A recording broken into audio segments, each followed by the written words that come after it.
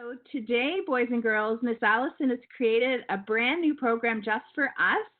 She's trying it out with Connected North at home because we know how much you love mummies and all of the things that are ancient and old and that tell stories. And today we're going to be looking at X-rays and how they can help us crack the codes of some of the deepest mysteries of Egypt. And in a couple of weeks, we're going to learn about some more.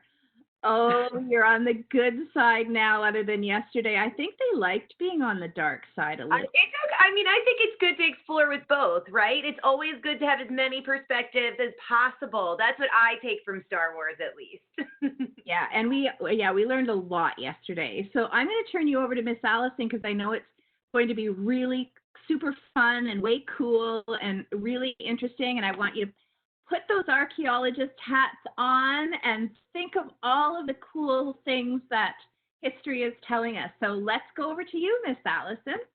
Thanks so much. Hi, everybody. I'm so excited to see you all or be with you all today. I know that you're all here because I can see all of your lovely chats. I missed you. We haven't been connected since the beginning of last week, and I have totally been missing you. Like you were told, I am so excited that you guys are back from the dark side, but have been enjoying your Star Wars. And I decided for this week, I wanted to talk to you guys about something just a little bit different than what we typically do. Because I tell you a lot about what I typically do at the Penn Museum, which we'll jump into a second. But I wanted to tell you about this really cool group of people we work with so that you guys can learn as much as you can about the different types of jobs that you can have in museums, okay? So I'm going to share a screen. Guys, today I'm going to ask you to definitely use that chat box. So just a reminder, you know I'm always going to be looking at your wonderful responses. So just to give me a second, I always like to make sure I can get our chat up before we start. So over here. All right, guys, so for those of you that I've met before, and for those, this might be a little bit repetitive, but for those that I haven't met just yet, this is the museum I work in. We are located in Philadelphia, Pennsylvania, so that's in the United States. We're part of a huge university. It's called the University of Pennsylvania, so we sit right on their campus. But we have one job. Typically in Philadelphia, people come to visit us to learn a lot about American history, which is totally true. You can learn a lot about that in our city. But what's really special about this museum you see on the screen where we work is that we study human history. So that means we go all around the world to learn all about how people lived different and how they also live similarly to how we live today.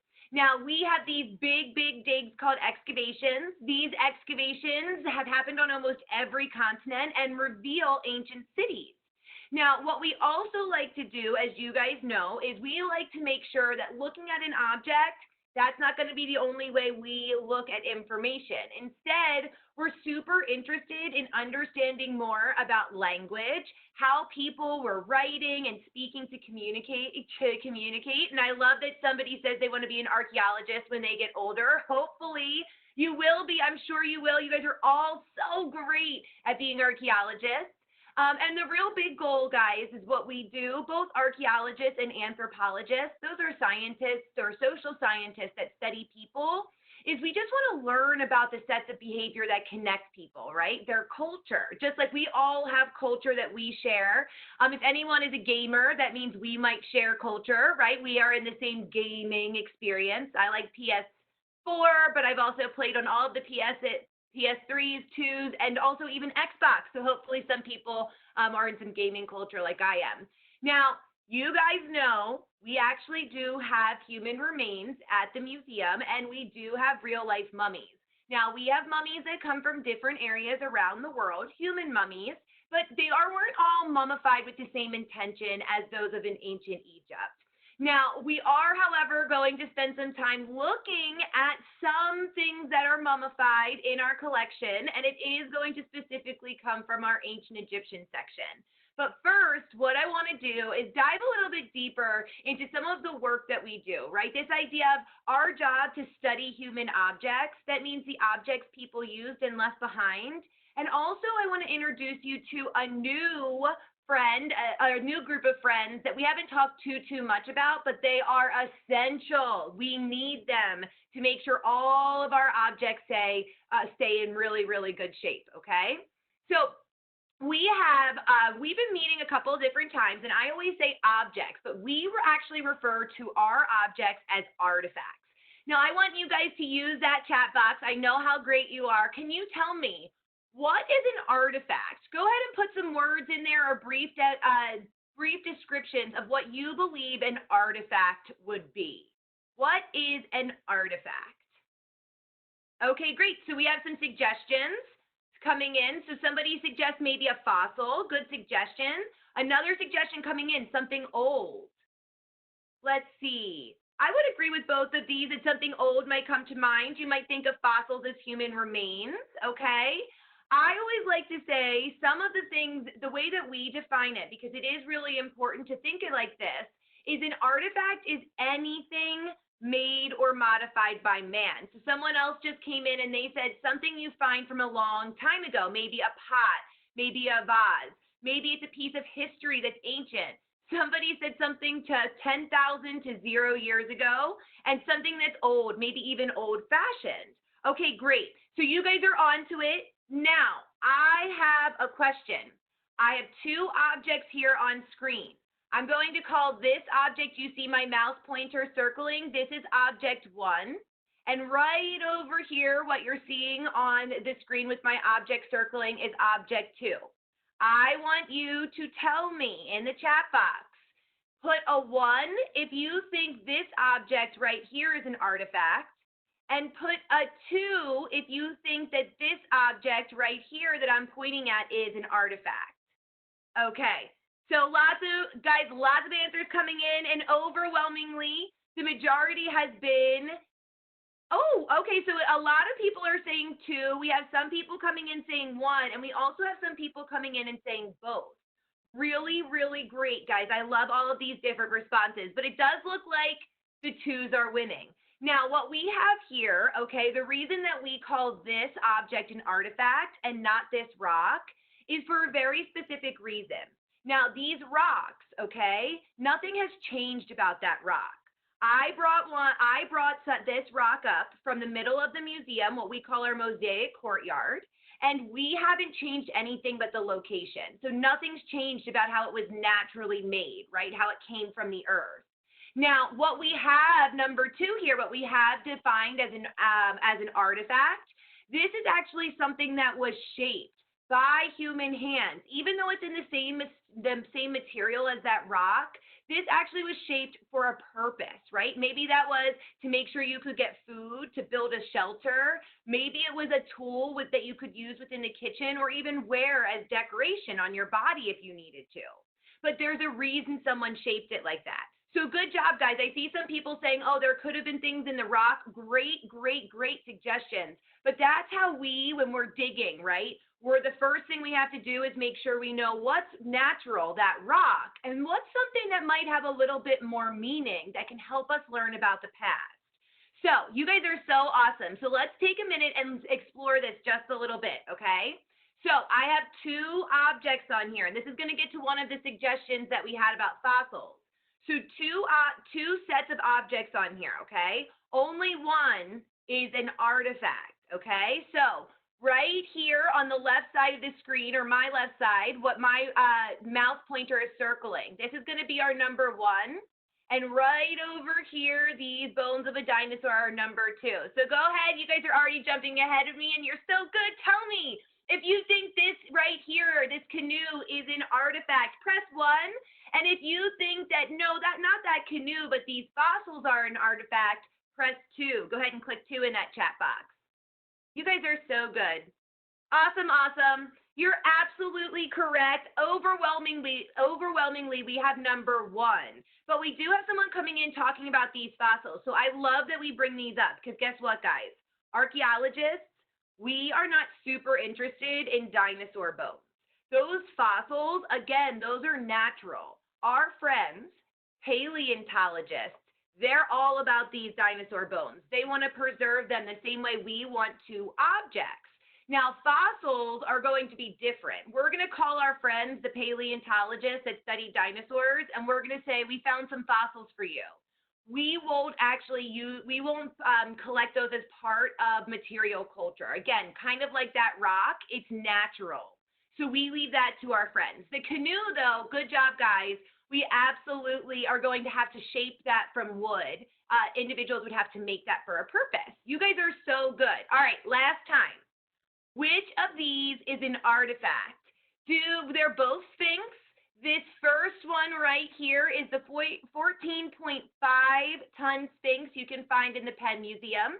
And right here, this is a Sphinx made of Legos. So what do you guys think? What is an artifact on here? I have some ones. Do we think it's one, two, maybe both? What are you guys thinking? What could be what are the artifacts? All right, we have lots of suggestions as one with exclamation points. Sphinx, absolutely, he's absolutely missing you. So he is absolutely an artifact. But guess what, guys? Even this Sphinx down here made of Legos is an artifact. We think of about 50 years in the past, those are going to be objects that are going to help us learn about people that were living before us, right? About 50 years before us. That's how we start thinking archaeologically. So these are actually both artifacts. The same way all of the devices you're using to communicate with me, maybe your pens, your pencils, the chairs you might be sitting on, these are all going to be our artifacts that are going to inform people of the future. All right, so you guys are so good. Now get this. Artifacts, right? They're so important because they help us learn about the people in the past. I already told you that. Now, archaeologists, we're not often bringing objects back to the museum. Instead, when we travel, we actually return to the same archaeological site to continue to learn from those objects. So it's a slow process, and you're constantly kind of going back to return and learn. Now, if you can believe it, artifacts don't come out of the earth looking always so beautiful. Instead, sometimes artifacts come out looking like what you see on the screen. Can I have you guys use that chat box again? Can you make out any features of this artifact? Maybe give me some suggestions. What do you think this could be, or name some of the features that you see in this image right here? Okay, so somebody says potentially wings. It looks maybe like feathers or a leaf. We have a wing. People are suggesting that there could be heads and bodies. So good, guys. A suggestion of maybe the animal, a bird. Ooh, maybe it's bones. Could it be wood? That's a really great suggestion of material. Very good. So maybe it's a bird made of wood. Very good suggestions. Oh, maybe it's a house. That would be cool, right? As if we were looking down at the house.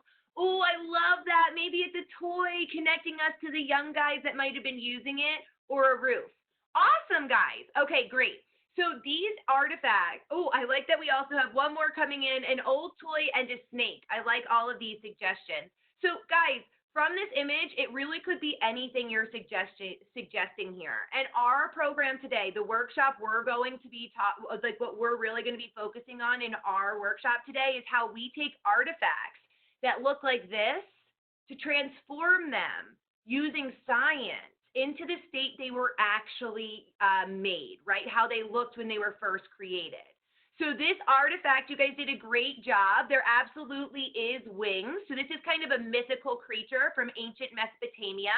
It is called the ram and the thicket.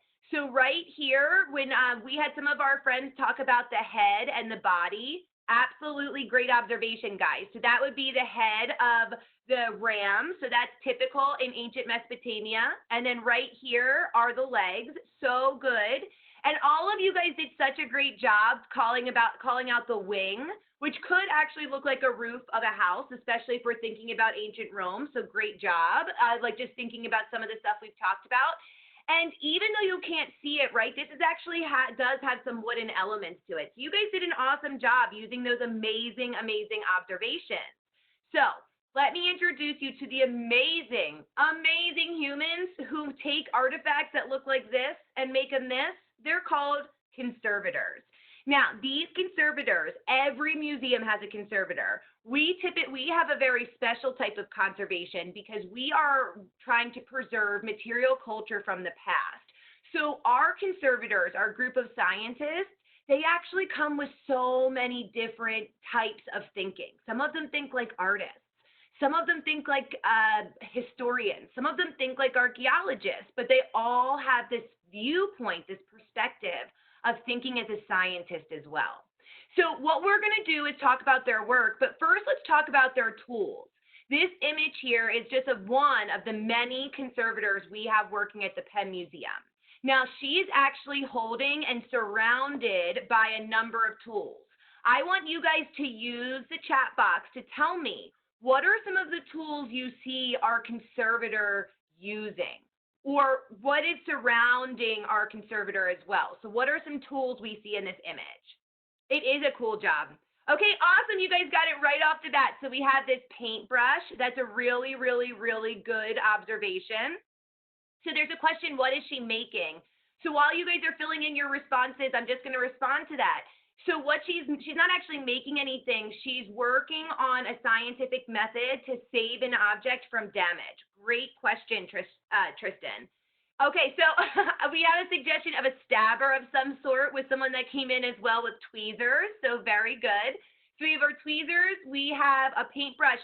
Oh my goodness, good job, Gabby. We also call out the liquids, the solutions. Those are often, oh, and good job. We have two other friends that just named that as well. The solutions that you see right here in the liquids, those are often forgotten. Okay, so it looks like we have a suggestion of maybe glue. So this is absolutely some type of material that has a sticky end to it. So a little less sticky than glue, but great, great suggestion. Oh, yes, you guys just called out one of the best, the holder, right? We have a stand, a mount, and you guys called out this tape. These are tools that are actually specially made for each object. We have a special job called mount makers that will make a mount so that this will stand sturdily and up top. And then right around here, guys, this is my favorite tool. This is actually called a snake. It's a big tube sock that you put beads into, and you can keep, it keeps weight at the bottom so nothing falls back and forth. So that's how you'll typically travel. Now, we're missing two things, two really big things that she's wearing. Look at what our conservator's wearing. Who can tell me, what are those last two tools? So we named the brush, the solution, the tweezers, the tape. Yes, you guys got it. So we have the gloves and a helmet. Good suggestion of a helmet. So it does definitely look helmet-like. And then our other friend just came in saying it looks like a visor with goggles. You guys are all on track. It is a helmet that definitely has magnifying glasses that can help our conservator see up to 100 times. So we have a suggestion from Jordan who calls out binoculars. Great association, Jordan. That is absolutely a similar idea. They're kind of zooming up to make sure they can get all of that dirt away. So guys, awesome job. Conservators' one job is to be able to take care of artifacts, not only so that people, so that the objects stay intact, but so that we can continue to learn from them as well. Now, conservators look for 5 big agents of deterioration. So this means just 5 big reasons objects can be damaged. Now, we're going to look closely at some of the objects that our conservators actually had to save that were damaged by these 5 agents of deterioration, and we're going to play a game. I'm going to show you guys the objects, and you guys are going to help me determine what caused that damage. So I'm going to go over them really, really quick, just so that we have a general overview. So right here, light, number 1 damage. We like to say that this is something that can happen outside. So if you've ever left an object or a book out in the sun for a long period of time, you might see some color change. But this can also be something that could happen because of lights inside a building. So we actually make sure our lights are turned off. And in some cases, we have specific collections where the lights are dim in our gallery. So we're always protecting them. Good job, Gabby, calling out the fading. We also say water. Water can be really, really a challenge. So if anyone's ever, and we might have sunburn, so it's kind of like sunburn for an object. It fades those colors away. Good, good association from the chat box. We also say water. So water could be something that comes, again, from precipitation or rain, maybe even snow, because that could affect an object. but it also could be something like dropping water on an object. So we actually don't allow any liquids in the spaces we keep our collection, and that includes in the galleries. We say pests.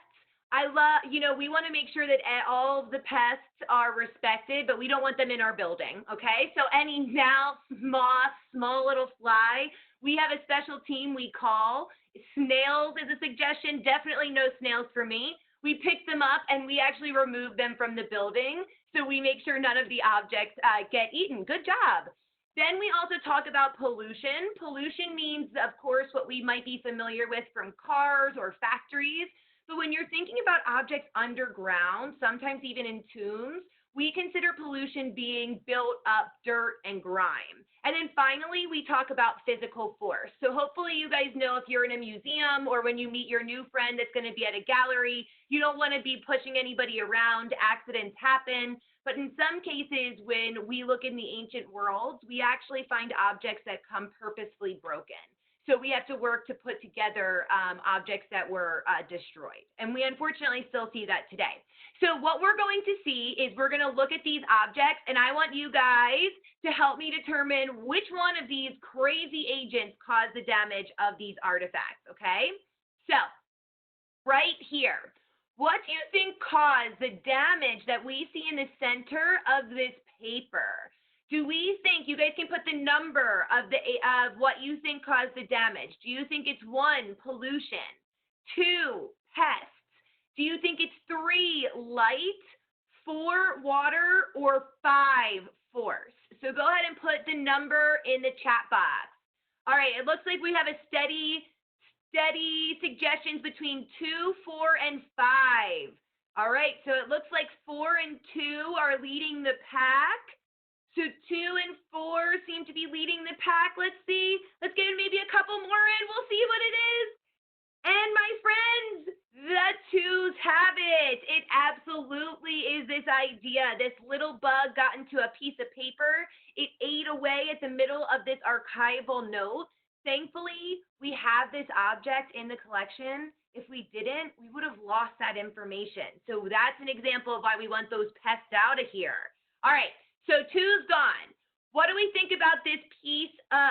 What do we think about this piece of fabric? Okay, do we think what caused this damage would be 1, pollution? We've already used pests, so I won't lie, they're out. Do we think it's 3, light, 4, water, or do you think it's 5, physical force? All right, overwhelmingly, it looks like you guys are all coming up with the same response. So good. Making sure I'm seeing something from everybody. Look at how good you guys are. Okay, so the majority of you are saying 3. It is absolutely light, okay? So just like paper, you would actually see this would be the color of our fabric. And if this is left out in light, like if it's on display for a long period of time or hung out and to see on the windows or the walls, it's going to change and fade that color. Good job, guys. Okay, let's go forward. What about this? What do you think happens here to this Roman glass? Do you think pollution caused this damage? Do you think it was water, or do you think it was physical force? Those are our only options left. You guys, so good. Absolutely, overwhelmingly, the only suggestion is number 5. So we work in a city. We have construction happening right next door. And guess what, guys? The construction was shaking our building so fast that this actually shuffled off the walls of where this was on display and broke in the display case. Thankfully, the conservators were able to put this back together. All right, last 2. What about, so this is our physical force. So last 2, what about, I know I have some suggestions here that soccer shoes can turn different colors. Great example of what faded in your own life. And some people are upset about this Roman glass, and trust me, it was upsetting for all of us. Now what we have here is a paper-based collection, and you guys are so good already putting into the chat box what you think caused this damage. And overwhelmingly, the majority is saying number 4.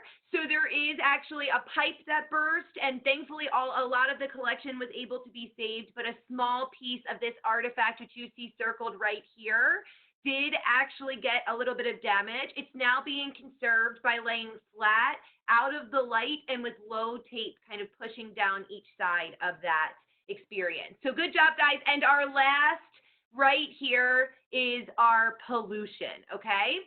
Now, good job, guys. Number one, this is our pollution, and this is going to be kind of where we begin our story of our conservators. This specific artifact is a wooden coffin. It is actually on display on the second floor of our museum in a special place called the Artifact Lab. Now, I love making sure that in our programs, you guys have a place to return to. So guess what? You actually can go and learn more about the Artifact Lab because they have their own blog. Conservators put new science activities that are happening in their lab space regularly, and if you post a question, the real life conservators will actually respond to you. So I'm going to give you a little bit more. I know it's so exciting, and they are the ones responding. So I'm going to give you a little bit more information about just one of the many stories you can kind of check out on this blog, and then you guys can go and investigate yourself with a little bit more knowledge of what these individuals do. It's super cool, and they are so, so awesome. So here's the thing. In the Artifact Lab, it's kind of like a two spaces in one. One space is kind of a gallery. That means there are different objects like what we're going to see that the conservators, our scientists, worked on to make sure they stayed intact, right, so that we could continue to learn from them. Now, what you can see back here is a glassed-in science lab. So every day when the museum is open, you can actually go up to this second floor and you can see our conservators actually working on funerary objects from ancient Egypt. Now, the majority of what they work on is ancient Egyptian materials. So they not only work with coffins, what's discovered in tombs, things that relate to the funerary practices of ancient Egyptians, but they also directly work with mummies, okay? Now, that's what we're going to be looking a lot at. Not just people mummies, they also are we're going to talk about our animal mummies. But first, we want to talk about this idea of the biggest tools our conservators use. The biggest tool our conservator uses is something every single one of us has here today, right? They use their eyes. They use their mind. They are extremely, extremely observant. They're going to do their research. They're going to look closely to make sure they understand the best approach, right? The best tools to be able to use to make sure these pieces of history are staying intact for everyone, both that lived in the past, that want their objects to stay intact, and for people that need and want to learn about these cultures today. So what we have here are some examples of Miss Molly. So first I actually want to show you here. So this is an example of Miss Molly. This is our the object that had a lot of pollution. You can see they actually worked on this wooden coffin for over 1 year. They not only gave it a nice cleaning to get all of that pollution off, but you can see here they're doing specific techniques to make sure that it doesn't fall apart. So these are actually makeup sponges. If we have anybody that is familiar with like putting on some foundation with little sponges. And we have some of that tape you guys called out from before when we saw it wrapped around the funerary mask our conservator was working on. It's that same type of tape. So it's things you can find at like your local convenience store. It can sometimes be the most important tools, like those makeup brushes or those makeup sponges. Okay, so what happens though when you get artifacts that aren't so easy to look closely at with your eyes? Sometimes you need a little bit more help. So what we're going to talk about now is how they use some high-tech methods. Each one of these objects you see on display actually is considered a mummy. This is a mummy of the same type of animal. Now, obviously, it's really, really difficult to just see exactly what type of animal would be here. And no matter what, no matter if it's person or animal, we are not in the business of unwrapping any mummies. That is just not our role.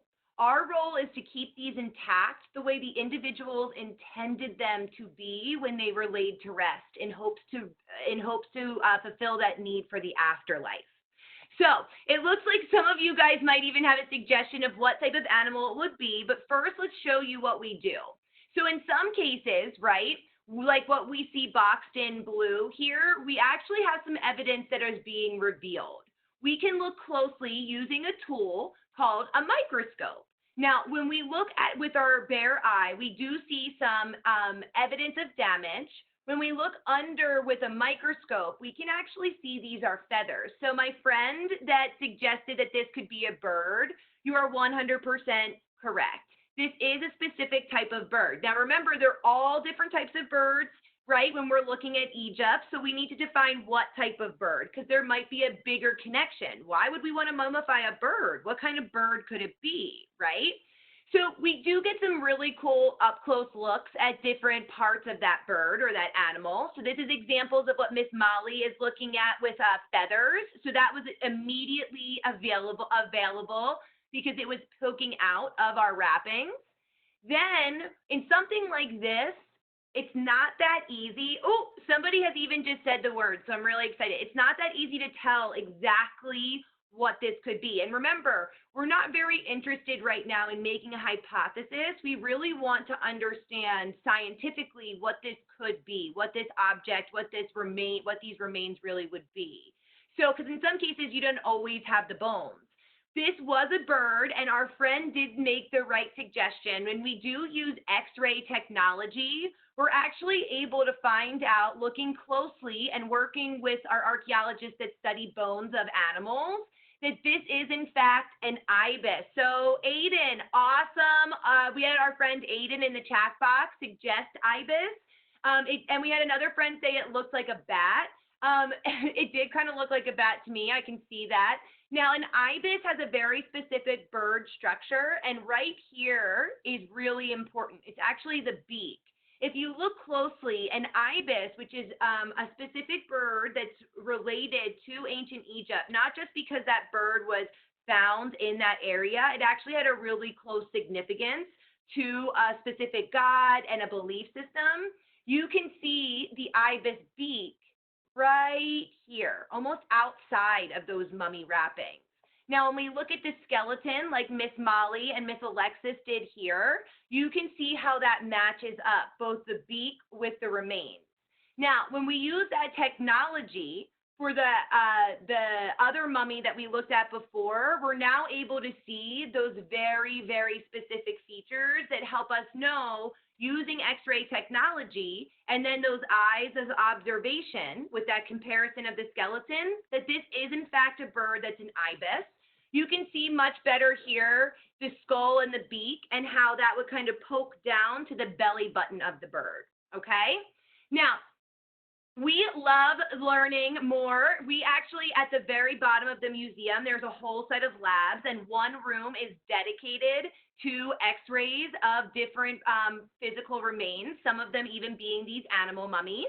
It's a whole entire lead-based space, and it allows us to take an X-ray right in the museum. So there was a whole bunch of animal mummy mysteries that our specific conservators wanted to use this technology to help them actually solve the mysteries.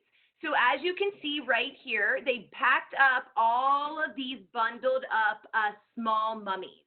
We do know that these mummies were animals. We just didn't know what exact animals were underneath or bundled up in the wrapping. All of them, guys, were transferred very carefully. So this is a falcon you can see here. Look at how comfy he looks on his travels. They also then would be pulled out and placed in that room that has the built-in X-ray, and then they would be analyzed. So there was a connection. There's a question here, guys, about why mummify an ibis. Really great question. And before we move on to kind of our last interaction and our game here, I want to make sure to address that. All of the animal mummies that we're going to be looking closely at today were mummified with a specific religious connection. So the mummification process, guys, was done to, as in most cases with animals, as offerings to different gods or goddesses, or as to fulfill a desire that someone would want in the afterlife. So all of these animals that we're going to be looking at have that type of strong significance. So that's a really, really great question. Okay, now we have 6 different animal mummies. And what I want you guys to do, it's going to be exactly what we were doing before with our agents of damage. I want us to look at our 6 different animals to be able to match them with the correct animal mummy x-ray, okay? So these are some icons that you have. So we have a pigeon, which is kind of like a dove in a way, a pigeon, an ibis again. So we'll see if you guys can identify that ibis. We have a cat, another connection to gods, right? Those female goddesses we've talked about before. We have connections to crocodiles, so that would be kind of like a cult-like connection.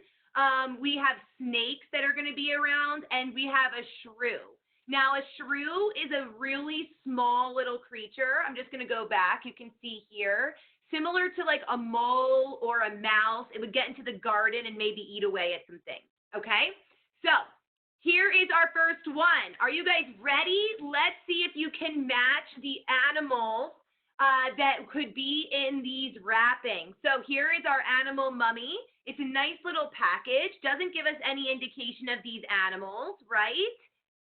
What about now? What do you guys think? You can put the number of the animal you think are within these wrappings. So we have 1 pigeon, 2 ibis, 3 cat, 4 crocodile, 5 snakes, and 6 shrew. You guys are so good. Absolutely. Everyone is giving an overwhelming response of snakes. It is, in fact, snakes, my friends. So it's actually more than 1 snake, and this was the biggest mystery for our conservators. We have over 1 million objects in our collection and over 100,000 pieces of physical remains, right? So like these mummies that we're looking at. That little pouch was about the size of my hand, and nobody knew what was under there. So thankfully, X-ray lets us kind of peek inside, okay? So we have snakes. Let's test the next one. So right here, we have our animal mummy up top, and you can see right here in my little GIF, this is our skeleton. So what little baby animal do we think this could be? Could this be 1, our pigeon, 2 are ibis, 3 a cat, 4 a crocodile, 5 a snake, or 6 a shrew? You guys, awesome. So I have lots of suggestions for 4, and it looks like a 6 is creeping in here and there. So we have a between 4 and 6, and my friends, that said 6. You are absolutely correct. This is, in fact, actually a shrew, if you can believe it. Now, what we can see right up here is the little pointy nose of the shrew. And that little binding in the back is its tail that would follow along like a little mouse. You guys, I am so impressed by all of you. So it sticks. Good job. So this is a little bit of a closer image. You can see right here that nose. I kind of boxed in the skeleton for you guys. And then again, there's that tail. That tail actually is kind of really strong. It's a little bit gross to me, but it's really strong if you like rodents. Like my friend, Miss Emily, she loves talking about rats. Not my favorite topic, but it's an example of a similar thing. Now, let's move forward. Here we have, not me either. I know, I don't like how the tails are so strong. Okay, so what we have here is another mummy. We have a really pretty outside. Don't you guys think it looks so beautiful? We have some design elements here in our wrapping. And then underneath, right here is our structure. So let's check it out. What do you guys think? Do you think this could be a pigeon, number 1, number 2, an ibis, number 3, a cat, or number 4, a crocodile? We already did 5 and 6. Awesome. You guys are so good. So we have lots of people suggesting 4. I like that there's a 4 coming up. We have a 3 as well. All right, guys. I'm going to be, we have another 3. I'm going to really give you guys a big surprise. This is actually a pigeon. If you can believe it. It actually, good job, Aiden just put a number 1. It's a pigeon. So what happens is the wings, right, like our shoulders, are pushed in. So if everybody wants to, you can take your shoulders and push them in close to your chin, kind of close to your chin. It's as if the wings are put up for you to make a little kind of a streamlined position, if you will, with your arms at the bottom. So your wings are coming closer together. That's why we see this big billowing up at the top, and that structure is almost a little bit lost. So you can see right here is the skeleton, and this darker spot, guys, that I'm tracing with my mouse pointer, those are our wings, okay? So I hope you guys are seeing my GIFs. They should be flashing for you. Okay, so now let's see. You guys, what do we think this mummy wrapping is? We see this very well preserved mummy wrapping, and then we see this very, very beautiful skeleton right here. So what do we think that could be? Do we think that could be an ibis, a cat, or a crocodile? So 2, 3, or 4. You guys, so good. We have people actually naming it by name with ibis. We have everybody suggesting 2. You guys, conservators and archaeologists, you are all in the making. You all deserve and should be working in museums. You have better eyes than me. Absolutely, this is an ibis. You can see right here, there's that beak that gives it away. And we also see a little bit better, if you ask me. You can actually see a little bit more how those wings would come in. Really, really similar to what we would see with that pigeon. Good job, guys. All right, what do you think about this one? We have 2 left, a crocodile and we have a cat. So what do you think? Do we think here, again, another beautiful wrapping, more detail. Do we think in here we have cats, or do we think we have crocodile? 3 or 4? Oh, so many of you guys, so good. I have 4, 4, 4, 4, 4, 4, 4, 4, 4, 4, 4, 4, 4. Guys, so good. It's absolutely crocodile. This here is actually 3 crocodile in 1. We may have talked about before that connection to the devourer. That's the relationship to the afterlife who judges you and would gobble your heart. This is actually a connection more to a cult. So the idea that people started worshiping that devourer. A moot. Good job. Yes, Miss Nally told us. Absolutely. All right, guys. So here is my final animal mummy. Now, you might be thinking, hello, Miss Allison, we know it's a cat. But guess what? By the end of ancient Egyptian civilization, this idea of using animals and mummifying them as a way of offerings to gods and goddesses becomes widely practiced. Now remember, we're talking about people doing this thousands of years ago, and what we understand is that they're doing this because, again, remember, they have that connection to the gods and goddess. So just like you guys are seeing, our mummy here, right, does absolutely represent number 3, a cat, but get this. By the end of the civilization, mummy makers, the people in charge of creating mummies as priests, right, taking on that role we've discussed before in some cases with some of you guys, they actually couldn't meet the supply. They didn't have enough cats to make as mummies for offerings. So guess what they did? They actually created mummies like what you see here with no true bones inside. Instead, they would take the wrappings of the nest or what the cat would actually sleep in. They would wrap that up to create a mummy for an offering. So we actually have an example of that, and what you see here, there are no bones. Instead, guys, these are pins. So these little pins are put in to keep these wrappings intact. Now, what we find out, I know it's pretty crazy. It's 0 bones inside, but with the idea that there was the material that a cat nested with, it was still the same idea that you were making that offering because you have that connection to the animal that related to the goddess or the god. Now, our specific cat mummy that didn't have anything inside of it, our tricky, we have somebody that said tricky, our tricky cat mummy, actually had some pretty bad damage. Right here, they needed to go to our conservator and make sure that they could get all fixed up. The poor little ear was falling off. So what you see here, the conservators were nice enough to take pictures and point out how that linen, because it's such flimsy material, started to fall away. They were actually able to use science to fill up all of that that linen that was breaking off to repair the ear so that this cat mummy is just as good as new. And doesn't he look so, so cute?